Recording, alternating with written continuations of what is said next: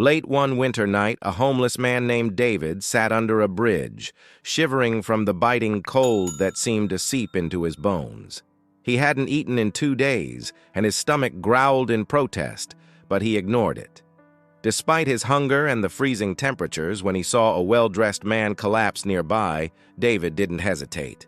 Without a second thought, he rushed over, gently helped the man sit up, and offered him half of his last piece of bread. "Here, man. You need it more than I do," he whispered, his voice low and soft. The stranger, though weak and barely able to sit up, managed a faint smile, his eyes filled with gratitude. "Thank you. I'll never forget this," he said. David simply nodded, not expecting anything in return, then walked away, unaware that the man he helped was Mayor Thomas Walker, who had collapsed after narrowly escaping a nearby protest crowd unnoticed. The next morning, police cars and media trucks flooded the street, and the headlines in the papers read, "Mayor found safe." But David didn't know any of this. He was too focused on helping his other homeless friend find some warmth. A few days later, the mayor stood at a press conference. His voice trembled as he spoke, looking directly into the cameras. "I owe my life to a man who has nothing, yet gave me everything.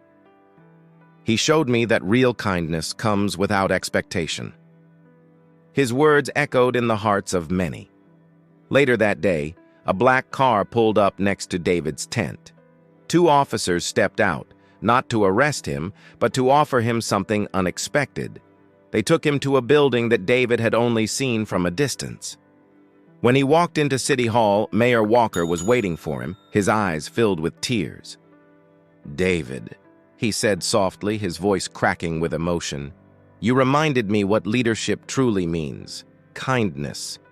You showed me that sometimes the people with the least are the ones who give the most." He handed David the keys to a small apartment and offered him a job at the city shelter. David's eyes welled with tears as he accepted the gift.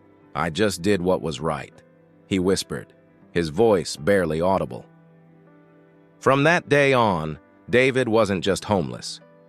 He was home. The kindness he had shown had come full circle, and in the end, it was the warmth of human connection that gave him a place to belong. Drop a heart in comment, like and subscribe my channel, and visit my channel for full story videos.